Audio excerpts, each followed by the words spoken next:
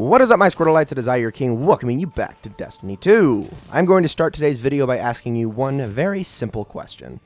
Are you sick of the meta?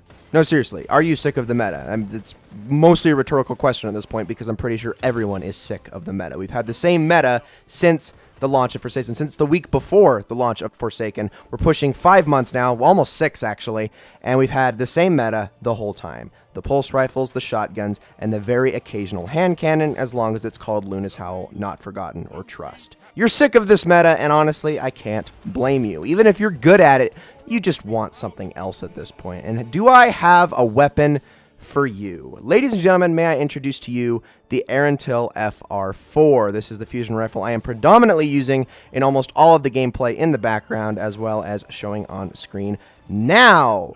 So, Erentil FR4, you've probably heard this weapon talked about by certain YouTubers if you watch any other Destiny content, which it's probably likely if you watch my Destiny content. And you've probably heard very good things said about it, but you don't understand why this fusion rifle is so good. It's still not very prevalent in the meta. It's still not something that a lot of people recommend you take into competitive at high levels and use all the time. However, I am going to make that recommendation. Heck, I'm going to say to you right now, if you're not even a very good Crucible player, this is your easy button. No, I'm dead serious. This is your easy button. I have never, in all of my years playing Destiny, found a gun that is more consistent and more easy to get kills with than this gun. Let's talk about it for a minute. So, Erentil FR4 has a high impact frame, slow firing, and high damage. This weapon is more accurate when stationary and aiming down sights. Remember that, aiming down sights. You cannot hip fire this gun and have as much success as you will if you aim with it. Be sure to aim.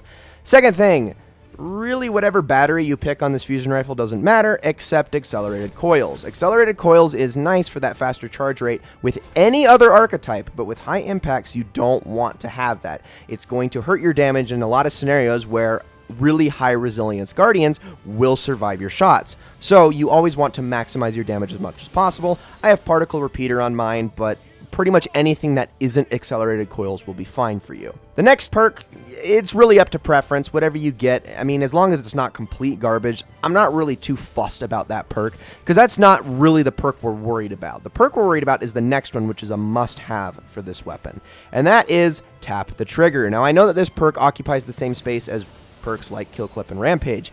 Tap the Trigger is better for PvP purposes. Let's talk about why. Tap the Trigger's trait says, grants a short period of increased stability and accuracy on initial trigger pull. You might notice if you look down here, the stability on this thing sucks. So does the handling. The reload speed isn't very good too, but that's not as important. Stability is terrible, so how are you supposed to maintain your accuracy when the weapon kicks like a mule? Well, that is the point of Tap the Trigger. It basically ramps that stability bar all the way up to max every single time you pull the trigger on this thing, because this activates every single time you pull the trigger. Now, this perk is not very good on other weapon types, like auto rifles, for instance. It's only worthwhile in like the first 4 or 5 shots you take.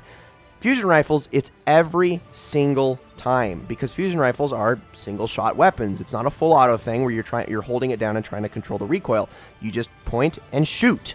And Tap the Trigger basically makes the Erentil FR4 shoot like a laser. It can shoot well beyond shotgun range, it can shoot almost well beyond last rid range, and it can compete at the same ranges as something like a Luna's Howl. This gun can practically be used like a primary. It catches shotgunners off guard all the time. And now the one concern you might have is, well, what about the charge rate? If someone's aping me, what do I do? All you gotta do is backpedal, my friend. Just aim true, and they dead. It's very, very simple. Listen, I know the Erentil FR4 takes a little bit longer to charge than most of the fusion rifles, but it's not that long. Even if you're not constantly, pre-charging and getting ready to take your shot, usually you're going to be able to take that shot before a shotgunner gets to you. And because this weapon is so accurate, it is actually far, far more consistent than the spread on almost any other shotgun in the game, even if they have full choke. This weapon shreds. Honestly, I have never had such an easy time amassing kills in the Crucible as I have with the Erentil FR4, as long as the Tap the Trigger perk is on it. Remember that. I have taken other versions of this gun in the Crucible and not had near the amount of success as I have with Tap the Trigger. You need this perk.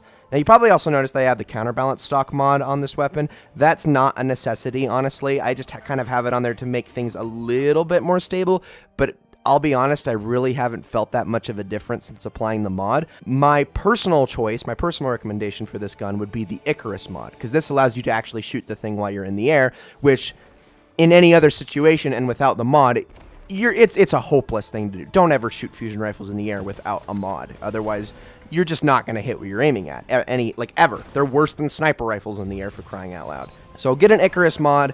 That's probably really the only mod that I would highly recommend. But other than that, guys, the Erentil FR4 with Tap the Trigger is, or should be, in my opinion, the most meta weapon in this entire game. I haven't been burst down by a shotgun guy in like the last 5 or 6 games because of this thing. It just destroys them. It catches them off guard every time, and they can never, ever get to you. Really, the only time they're going to beat you in a duel is when they're like crouching around a corner or jumping over a doorway and catching you off that way. Otherwise, if they ever have to run at you and you have Erentil FR4 ammo, they're dead every single time.